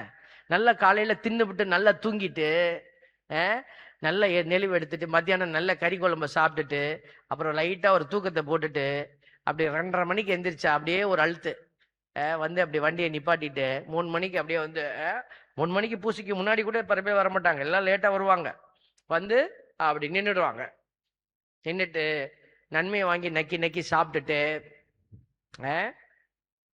அப்படியே போயிடும். நம்ம 4 மணிக்கு என்ன, நம்ம டெய்லி காலையிலேருந்து உட்கார்ந்துருக்கிறவங்களுக்காக பூசை வைக்கிறோம். அதனால நம்ம வேகமா அந்த பூசையை முடிச்சிடுவோம். இறை செய்தி எல்லாம் பெருசா இருக்காது, ஷார்ட் ரிஃப்ளெக்ஷன் கொடுத்து முடிக்கிறோம். அவங்களுக்கு அது அட்வான்டேஜ். காலையிலேருந்து உட்கார்ந்துருக்கிறவங்களுக்கு இல்லை, 3 மணிக்கு வரவங்களுக்கு. பிரைஸ் எல்லாம். இவங்க யாரு? திருச்சட்டத்தின் மக்கள். சட்டம் சொல்லுது போய் உட்கார்ந்து நின்றுட்டு வா பூசையில. நிறைய பேர் ஆலயத்துக்கு வெளியில இப்படிதான் நிப்பாங்க, கையை கட்டிக்கிட்டு இப்படிதான் நிப்பாங்க. இவங்கெல்லாம் யாரு? திருச்சட்டத்தின் மக்கள். தலையில அடிச்சுட்டு பூசை பார்க்கணும். நேற்று சொன்ன இலவுக்கு மாரடிக்கிறார். ஆண்கள் தான் வெளியில நின்னாங்கன்னா இப்ப பெண்களும் வெளியில போய் நிக்க ஆரம்பிச்சுட்டாங்க. சும்மா நிக்கிறத பார்த்தா நான் சும்மா நின்னா ஏதாவது சொல்லிடுவாங்கன்னு அடுத்த வீட்டு பிள்ளைய ஓசி வாங்கிட்டு போய் அவங்க பாத்துக்கிறாங்களாமா. நீ பிள்ளைய கூடி நான் பாத்துக்கிறேன், நீ பூசை பாரு. நீ என்ன தோசைத்தீங்க வந்தியா? அவ பிள்ளைய அவ பாத்துக்க தெரியாதா? நீ புள்ள அப்ப மட்டும் புள்ள மேல ஆசை வருதான், நான் பிள்ளைய பாத்துக்கிறேன். அப்புறமா அப்படித்தான் போய் கொஞ்சிக்கிட்டு இருக்கு வெளியில. நான் அந்த பக்கமா போயிட்டேன். அது முத்தம் கொடுக்கும் போது நான் கிராஸ் பண்ணிவிட்டேன். அது பிள்ளைய தூக்கிட்டு நிச்சு பாருங்க, புள்ள நவுந்துருச்சு. புள்ள மூஞ்சி நவுத்தினோன்னு எனக்கு முத்தம் வருது நேரா. நான் கொஞ்ச நேரம் ஆடி போய் நின்று அப்படியே அப்படியே பாக்குறேன். அது உங்களுக்கு இல்ல, குழந்தைக்கு கொடுத்தேன், குழந்தைக்கு உனக்கு கொடுக்க போறேன் போமா உள்ள அப்படின்னு. சின்ன பிள்ளைய விரட்டி விட்டுறலாம், பெரிய ஆளுங்களை எப்படிங்க விரட்டுறது? நம்ம ஒரு பார்வை அப்படி பார்த்தோம்னா ஃபாதர் முறைக்கிறாருன்னு உள்ள போனா பரவாயில்ல, அவன் திருப்பி முறைக்கிறான் நம்மள. நமக்கு பயமா இருக்கு, அடிச்சு விடுவானோன்ட்டு. பாருங்க, இதெல்லாம் ஏன் நீ சொல்ற அப்படின்னு கேக்குறாங்க எங்களை. பாருங்க, நீங்க எங்க நின்னா எங்களுக்கு என்னங்க, நீங்க என்ன செஞ்சா எங்களுக்கு என்ன, நீ எப்ப நன்மை வாங்கினா எங்களுக்கு என்ன? நாங்க பைபிள்ல சொல்லி இருக்கிறத நாங்க உங்களுக்கு பாடமா சொல்லி கொடுக்குறோம். பவுலடியார் சொல்றாரு கொரிந்தியர்களோட திருமுகத்துல என்ன சொல்றாரு?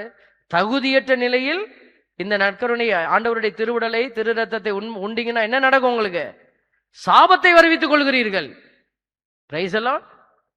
இதை சொன்னா சகாய மாதா கோயில்ல எனக்கு ஒரு பிராண்ட் வச்சுட்டான். ஒரு சில பேர் சொல்லிட்டு இருக்காங்க, ஆல்பர்ட் ஃபாதர் சபிக்கிறாரு. நீ நல்லா இருக்கணும்னு சொல்றோம், நல்லா இருக்கணும்னு நாங்க சொல்லி கொடுக்குறோம். இது தப்புப்பா, இப்படி செஞ்சா இதுக்கு பேர் தான் சாபம்னு சொல்லி கொடுக்குறோம். நீங்க சாணியை நக்க போறப்ப நான் சொல்றேன், இதை சாணிப்பா நக்கிறாதப்பான்றேன். நான் நக்குவேன், நக்கிட்டு போ, நான் என்ன செய்ய முடியும்? Price the lord, praise the Lord. கோபமா இருக்கிறவங்கள சேர்ந்து சொல்லுங்க, பிரைஸ் தி லார்ட். பாத்தீங்களா, 4 பேர் கோபமா இருக்கிறாங்க. தேவ பிள்ளைகளே, நீங்கள் தூய ஆவியால் வழி நடத்தப்பட்டால், அப்ப தூய ஆவி வழி நடத்துறாரு. அப்ப உங்க வழி நடத்துதல் தூய ஆவியால நடக்குதாங்கிறத நீங்க தான் செக் பண்ணி பார்க்கணும். தூய ஆவியால் நீங்கள் வழி நடத்தப்பட்டால் திருச்சட்டத்துக்கு உட்பட்டவர்களா இருக்க மாட்டீர்கள். ஊனியல்பின் செயல்கள் யாவருக்கும் தெளிவாய் தெரியும். நீங்க தான் கண்டுபிடிக்கணும். அததான் சொன்னேன், discern the spirit. ஆவியை பகுத்து உணரணும். உங்ககிட்ட செயல்படுற ஆவி உண்மையான இந்த ஒன்றிப்பின் ஆவியா, பிரிவின் ஆவியா அப்படிங்கிறத நீங்க சோதிச்சு பார்க்கணும். அதனால இயேசுவை முன்மாதிரியாக வைங்க. இயேசு யோவான் நற்செய்தியில 13:15 சொல்லி இருக்கிறாரு, நான் செய்தது போல நீங்களும் செய்யுமாறு நான் உங்களுக்கு முன்மாதிரி காட்டினேன். பாருங்களேன், அப்ப ஆண்டவர் நமக்கு எல்லாத்தையும் கூட்டி சேர்த்து காட்டிட்டு போயிருக்கிறாரு. அவங்க தவறு பண்ணப்பெல்லாம் மன்னிச்சு ஏத்துக்கிட்டாரு. எபேசியர் 4:13 சொல்லுது, அதனால் நாம் எல்லோரும் இறைமகனை பற்றிய அறிவிலும் நம்பிக்கையிலும் ஒருமைப்பாட்டை அடைவோம். இன்னைக்கு நாம இங்க உட்கார்ந்துக்கிட்டு அந்த திருச்சபையை திட்டுறது, அந்த திருச்சபையிலிருந்து அந்த திருச்சபையை திட்டுறது, இப்படி நம்மை சுத்தி நடந்து கொண்டு இருக்கிற திருச்சபையினுடைய வழிபாடுகளையும் திருச்சபையினுடைய அமைப்பு முறைகளையும் ஒழுங்குமுறைகளையும் சாடி கொண்டிருக்க கடவுள் நம்மை பெயர் சொல்லி அழைக்கவில்லை. ஹல்லேலூயா, பிரைஸ் தி லார்ட்.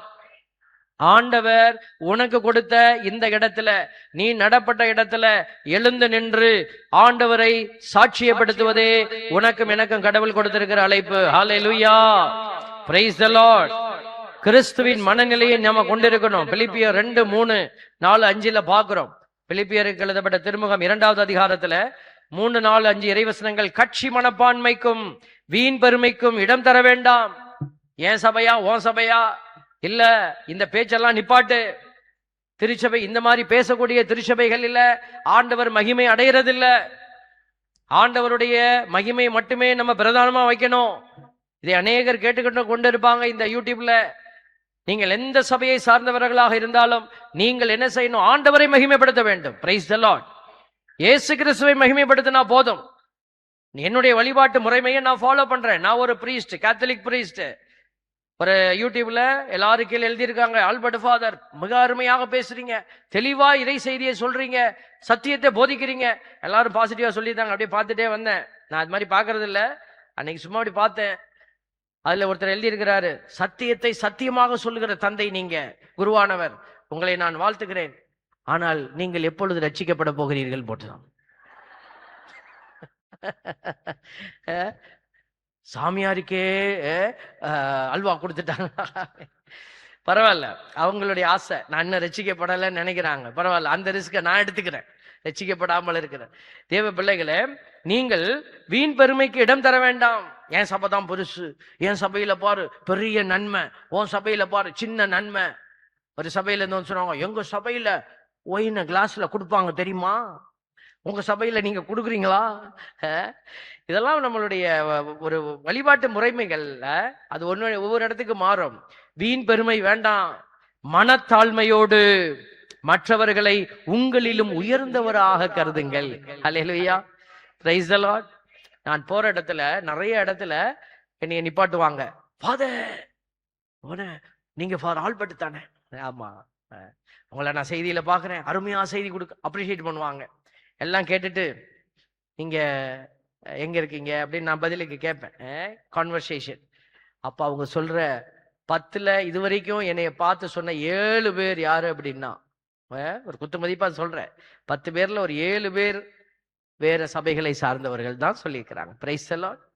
மற்றவங்களுக்கு தெரியும், நம்ம மக்கள் சொல்றாங்க. ஆனால் அதிகமாக நான் வெளியிலே போகிற பொழுது என்னை அடையாளம் கொண்டு கொள்கிறவர்கள் பாருங்க. அப்போ அவர்கள் ஆண்டவருடைய பெயரால என்னை ஏற்றுக்கொள்றாங்கன்னா, என்னையே அவங்க ஏற்றுக்கொள்ளல, என் வார்த்தை, ஆண்டவருடைய வார்த்தையை ஏற்றுக்கொள்றாங்க.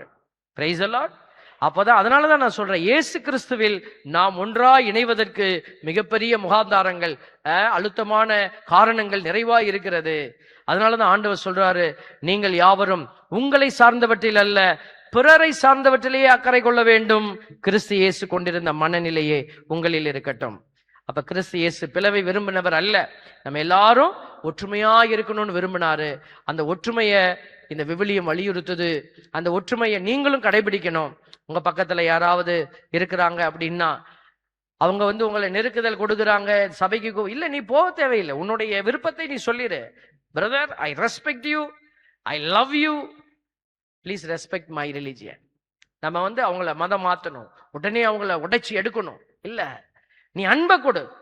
அவங்க உங்க அன்பினால் உந்தப்பட்டு, உங்கள் வாழ்க்கை முறையில் அவர்கள் உந்தப்பட்டு, அவர்கள் உன் தெய்வத்தை ஏற்றுக்கொள்ள வந்தாங்கன்னா தாராளமா நம்ம கரமிரிச்சு ஏற்றுக்கொள்வோம். பிரைஸ் தி லார்ட், ஹல்லேலூயா. ஆண்டவர் இன்னைக்கு இந்த மாற்றத்தை நோக்கி நம்மை அழைத்து கொண்டு செல்கிறார். விவிலியத்துல பல இடங்கள் ஒற்றுமையை வலியுறுத்தக்கூடிய அபிஷேக ஆசீர்வாதம் நிறைந்த இடங்களாக இருக்கிறது. ஆண்டவர் நமக்கு அதையெல்லாம் விட்டுட்டு போயிருக்கிறார். இன்னைக்கு நம்ம ஜெபிக்கிறது எல்லாமே, ஆண்டவரே இது எனக்கு கொடு, அதை எனக்கு கொடு, இது எனக்கு கொடு. இன்னைக்கு நம்ம கேட்கறது இதெல்லாம் இல்ல. திருச்சபையெல்லாம் ஒற்றுமையாக்குங்க ஆண்டவரே, நாங்க எல்லாம் ஒருமையான ஒரே திருச்சபையில இணைந்து உமை புகழ வேண்டும் அப்படின்னு சொல்லி நம்ம ஜெபிக்கிறோம். அந்த ஒரே திருச்சபை என்பது நம்ம சொல்வது போல எல்லாம் கத்தோலிக்க திருச்சபைக்குள்ள வரணும் இல்ல, அப்படி இல்ல. இயேசு கிறிஸ்து என்கிற பெயரால் கூடி வருகிற ஒரே திருச்சபை ஆண்டவருக்குரிய திருச்சபையாக இருக்க போகிறது. பிரைஸ் தி லார்ட், ஹல்லேலூயா. யோவான செய்தி 17:21 ஆண்டவருடைய வார்த்தை, எல்லாரும் ஒன்றாயிருப்பார்களாக. பார்த்தீங்களா, எல்லாரும் ஒன்றாயிருப்பார்களாக.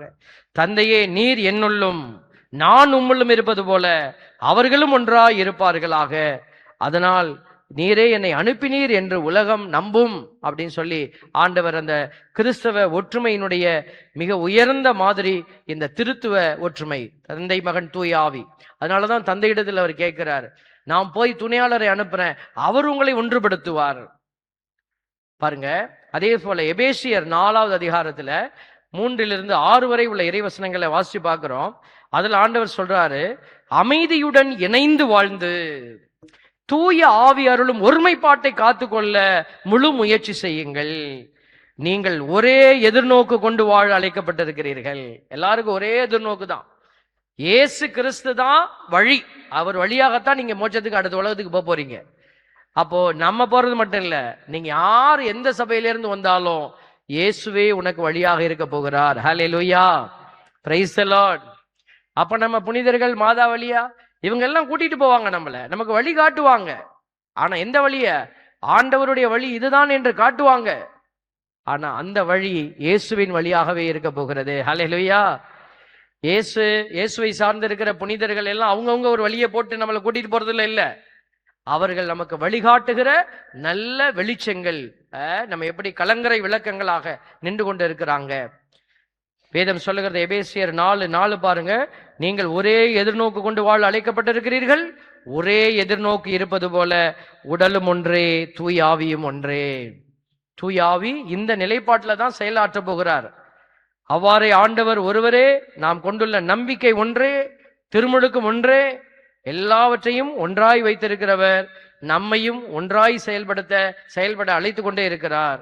எல்லாருக்கும் கடவுளும் தந்தையுமானவர் ஒருவரே. இன்னைக்கு மற்ற நம்பிக்கையாளர்கள் இருக்கிறாங்க பிள்ளைகளே, அவங்களுக்கு கிடைக்கிற வெளிப்பாடுகள், கடவுள் நம்பிக்கை வெளிப்பாடுகள், அது நம்மளால புரிந்து கொள்ள முடியல. அதனால நம்ம என்ன செய்யக்கூடாது? எந்த நம்பிக்கையையும் குறைவுபடுத்தி பேசவே கூடாது. Price the Lord. குறைவுபடுத்தி பேசக்கூடாது. தீமை இல்லையா ஃபாதர்? அந்த பக்கம் தீமை இல்லையா? இருக்கிறது. நம்ம பக்கம் தீமை இல்லையா? இங்கேயும் தீமை இருக்குது இல்ல? அப்ப இந்த தீமைக்கு மத்தியில கடவுள் செயலாற்றுகிறார் என்று நம்புகிறோம்ல. அப்ப அங்கிட்ட இருக்கிற தீமைக்கு மத்தியிலையும் கடவுள் நன்மையாய் செயல்படுவார். Price the Lord. அப்ப ஆண்டவர்கிட்ட நம்ம என்ன செய்யணும்? எல்லா மக்களையும் உண்மை நெறியில் வளர்த்து நீங்க கொண்டு வாங்க ஆண்டவரே அப்படின்னு நம்ம ஜெபிக்கிறோம். ஆண்டவருடைய வார்த்தை பல இடத்துல பைபிள்ல நம்ம வாழ்வதற்கு ஏதுவான கடவுளுடைய அடையாளமா இருப்பதற்கு நமக்கு நிறைய காரியத்தை சொல்ல. மீகா புத்தகத்துல 6வது அதிகாரம் 8வது இறைவசனத்தை நீங்க எடுத்து வாசிச்சு பார்த்தீங்கன்னாக்க ஆண்டவருடைய வார்த்தை நமக்கு மிக தெளிவாக போடப்பட்டிருக்கிறது. மீகா 6:8 என்ன சொல்லுது பாருங்க. ஓ மானிடா, நல்லது எது என ஆண்டவர் உனக்கு காட்டி இருக்கின்றாரே, நேர்மையை கடைபிடித்தலையும், பாத்தீங்களா, இரக்கம் காட்டுவதில் நாட்டத்தையும், உன் கடவுளுக்கு முன்பாக தாழ்ச்சியோடு நடந்து கொள்வதையும் தவிர வேறு எதை ஆண்டவர் உன்னிடம் கேட்கிறார்? Price the Lord. இப்ப இந்த மூணையும் ஒருத்தர் கடைபிடிக்கிறார், கிறிஸ்தவர் அல்லாதவராக கூட இருந்தா கூட பரவாயில்ல. பாருங்க அவர் எப்படி, பாருங்க வார்த்தை சொல்லுது, அவர் நேர்மையா இருக்கிறார், எல்லா விதத்திலையும் நேர்மையா இருக்கிறார், இரக்கம் காட்டுறார். நான் காலையில இந்த ரோட்ல எல்லாம் பாக்குறேன், சில பேர் சட்டியில சில உணவு பதார்த்தங்களை வச்சு பகிர்ந்து கொடுத்துட்டு இருக்கிறாங்க. விலை இல்லை, காசு இல்லை, அவங்க கிறிஸ்தவங்க இல்லை. நான் அந்த இதுக்கு போவேன், அந்த நம்ம ஜிஹெச்சுக்கு பக்கத்துல போகும்போது ஏதோ சத்திய சன்மார்க்க சங்கம்னு ஏதோ ஒன்று போட்டிருக்கோம், பேர் போட்டிருந்தது. அங்க சுடுதண்ணி கொடுக்குறாங்க, ஹாட் வாட்டர். நம்மளாம் யோசிச்சிருப்போமா அதெல்லாம்? நம்மளாம் எவ்வளவு திருச்சபையெல்லாம் எவ்வளவு சிறப்பா ஒன்றா வந்து பெரிய கோயிலெல்லாம் கட்டி ஆண்டுகிட்டு இருக்கிறோமே. அங்க இருக்கிற ஒரு ஏழைகள் காலையில நோயாளிகளுக்கு முதல்ல தேவை சாப்பாடெல்லாம் அடுத்தது தான், முதல் தேவை என்ன? சுடுதண்ணி வேணும். இருமுறவங்களுக்கு சுடுதண்ணி வேணும். எத்தனை கடையில போய் கொடுப்பாங்க, எல்லாரும் சொம்ப தூக்கிக்கிட்டு கடைக்கு போனா சுடுதண்ணி சுடுதண்ணின்னா அவன் கடையை மூடிட்டு ஓட்டிடுவான். அப்ப பாருங்க, நம்ம சாதாரணமா நினைக்கிறோம். நான் கொஞ்ச நேரம் இங்க நின்று அந்த செயலினுடைய ஆழத்தை நான் யோசிச்சு பார்த்தேன். எனக்கு அதுக்கு பிறகு புரிஞ்சது. பாருங்க, ஒரு சாதாரண சுடுதண்ணி, hot water matters a lot செய்யறாங்களே.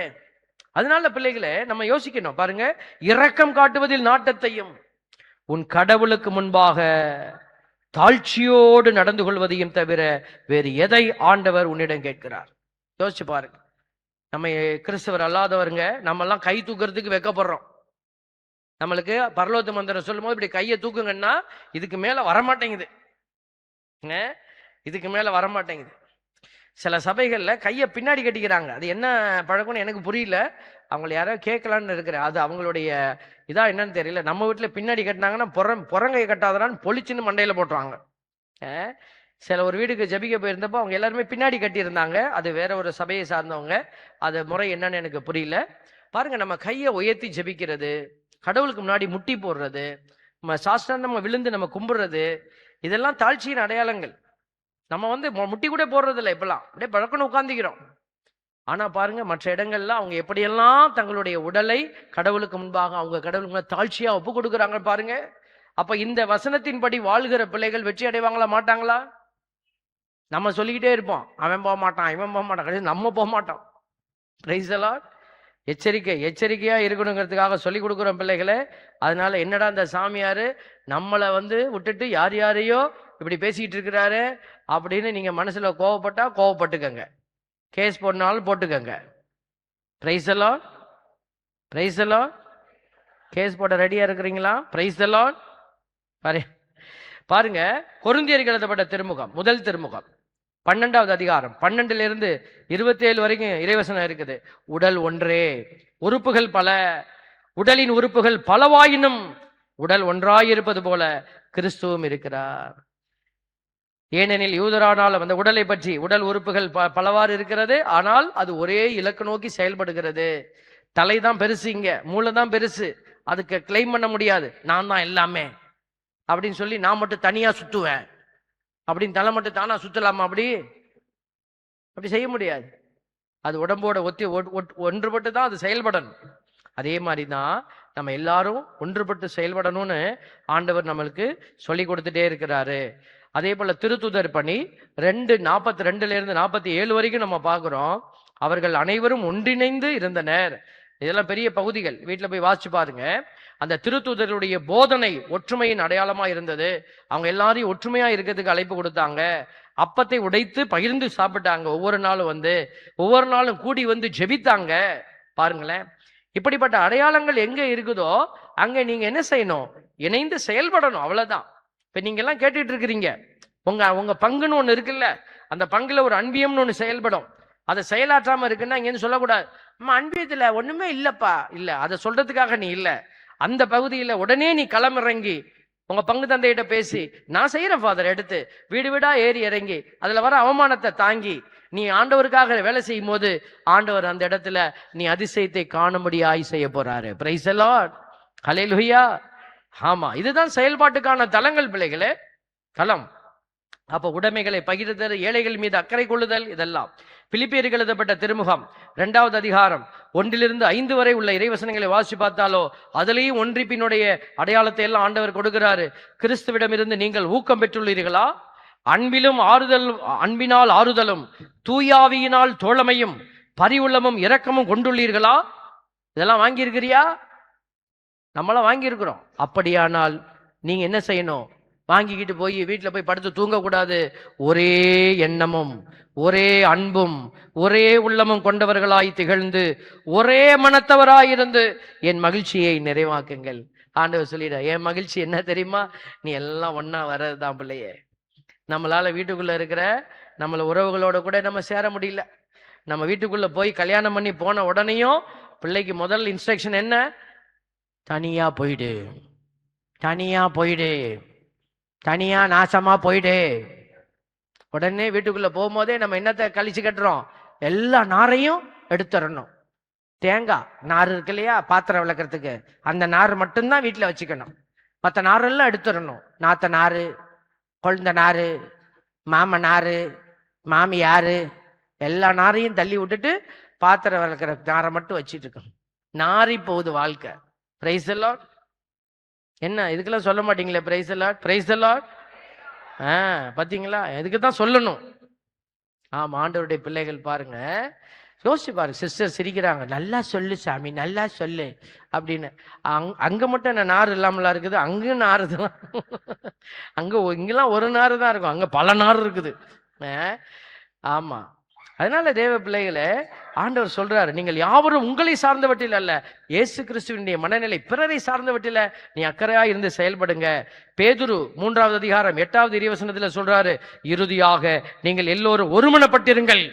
கடைசியா நான் சொல்றேன்பா அவர் சொல்றாரு. நானும் இப்ப கடைசியா சொல்றேன், மணி ஆயிடுச்சு, கடைசியா சொல்றேன். நீங்களாம் என்ன செய்யுங்க? ஒருமனப்பட்டிருங்க. பாருங்களேன், பிறரிடம் இரக்கம், சகோதர அன்பு, பரிவுள்ள மனத்தாழ்மை கொண்டிருங்க. உங்க வீட்லயும் அப்படியே இருங்க. அருங்குடைக்கு வந்தாலும் அப்படியே இருங்க. அருங்குடையில வந்து மட்டும் எனக்கு எல்லாமே தெரியும்ட்டு பைபிளை தூக்கி வச்சுக்கிட்டு இப்படி போறதுக்கு இல்ல. இங்க ஒரு சமயம் நான் இருந்தப்போ ஒரு நபர் இங்க வந்து தங்கி இருந்தாங்க. அவர் வந்து அந்த சகோதரி வந்து அழுதாங்க என்கிட்ட. கொஞ்சம் டைம் அவங்களுக்கு கொஞ்சம் வாய்ப்பு கொடுத்துருந்தேன் இங்க தங்குறதுக்கு. அப்போ வந்து அழுதாங்க. நான் கிளம்புறேன் ஃபாதர் அப்படின்னா. ஏம்மா என்னம்மா அதுக்குள்ள போறேங்கிறீங்க, இருந்துட்டு போறேன் நீங்க அப்படின்னு. இல்ல ஃபாதர், இங்க இந்த ஊழியக்காரர் ஒருத்தர் என்னை கூப்பிட்டாருன்னா என்னம்மா, என்ன சொன்னாரு? அவர் சொன்னாரு, உன் வாழ்க்கை நரகமா மாறப்போகுதுன்னாரு, நீ நல்லாவே இருக்க மாட்டேன்ட்டாரு ஃபாதர். அந்த அம்மா நன்மையை தேடிதான் இங்க வந்திருக்கிறாங்க. பிரைஸ் எல்லாம் பாருங்க. இன்னைக்கு நம்ம யோசிக்கணும் பிள்ளைகளை. அழிவை கொடுக்கறதுக்கு கடவுள் நம்ம கூட்டிட்டு வரல, ஒன்றிப்பை கொடுக்கறதுக்கு. இங்க வரவங்க எல்லாருமே பெரிய வித்வான் இல்ல, நல்ல பெரிய குடும்பத்துல நல்லா சாப்பிட்டுட்டு வாழ்ந்துகிட்டு இருக்கவங்க இல்ல, கஷ்டத்துல வரவங்க. பொருளாதார தடை, கடன் பிரச்சனை, உடல் நோய், மனநோய், அருங்குடைக்கு வரவங்க. நான் ஆண்டவர்கிட்ட கேட்டேன், ஏப்பா என் அருங்குடைக்கு எல்லாமே மென்டலாவே வருதாப்பா அப்படின்னு. ஆண்டவர் சொன்னாரு, மருத்துவர்கிட்ட தாண்டா நோயாளி அனுப்புறேன் அப்படின்னாரு. பிரைஸ் எல்லாம். அன்னைக்குதான் எனக்கே தெளிவு கிடைச்சிச்சு. ஏன் எல்லாரும் இந்த பாதிக்கப்பட்டவங்க எல்லாம் ஏன் அருங்குடைக்கு வராங்கன்னா, அருங்குடையில தான் ஆண்டவர் மருத்துவர்களை வைத்திருக்கிறார். ஹல்லேலூயா, ஹல்லேலூயா. நீ மருத்துவரா இருக்கணும். இயேசு மருத்துவரா இருந்தார். எழுந்து நிற்போமா? எல்லாரும் எழுந்து நிற்போமா? ஆண்டவருடைய அபிஷேக ஆராதனைக்குள்ளே கடந்து செல்ல போகிறோம். வல்லமையின் தேவன் உங்களை தொட்டு ஆசீர்வதிக்க போகிறார். உங்களை மருத்துவராய் மாற்ற போகிறார். திருத்தூதர்களை மருத்துவராய் மாற்றி, ஒன்றிப்பின் அடையாளமாய் மாற்றி, ஒற்றுமையின் அடையாளமாய் மாற்றி, தங்களை முழுவதுமாய் இழந்து சான்று பகருகிற ஒரு பலன் கொடுக்கிற சாட்சியாக உயர்த்தினதை போல ஆண்டவர் உங்களை மாற்ற போகிறார். நீங்கள் கேட்டுட்டு போக இல்ல, நீங்கள் வருகிற பொழுது உங்களால் எப்படி இந்த இடத்துல ஒரு ஒற்றுமையை கொடுக்க முடியுமோ அதை கொடுக்கணும். அப்படியே கண்களை மூடுவோமா? எல்லாரும் கண்களை மூடுங்க. ஆண்டவர்கிட்ட ஒப்பு கொடுப்போமா? பரிசுத்த வல்லமை ஆண்டவரே பிள்ளைகளை தொடுவதாக, இரக்கம் தொடுவதாக, வல்லமை தொடுவதாக. ஆண்டவரே திருத்தூது பணி செய்ய நீர் பிள்ளைகளை பெயர் சொல்லி அழைப்பீராக. ஆண்டவரே, உம்முடைய அபிஷேக பணியை செய்து கொண்டிருக்கிற பல திருச்சபைகளை சார்ந்து வாழ்ந்து கொண்டிருக்கிற எல்லா பிள்ளைகளையும் ஆசீர்வதிப்பீராக. ஆண்டவரே, பிரிவினைகள் மாறட்டும் ஆண்டவரே, பிரிவினுடைய வேதனைகள் மாறட்டும் ஆண்டவரே, காழ்ப்புணர்ச்சிகள் மாறணும் ஆண்டவரே. நாங்கள் ஒரே திருச்சபையாக இயேசு கிறிஸ்துவில் இணைய தேவ கிருபை எங்கள் மத்தியில் செயலாற்றுவீராக. பரிசுத்த வல்லமையின் நாமத்திலே, இயேசுவின் நாமத்திலேயே ஜெபிக்கிறோம். ஜெபம் கேளும் நல்ல பிதாவே. ஆமென்.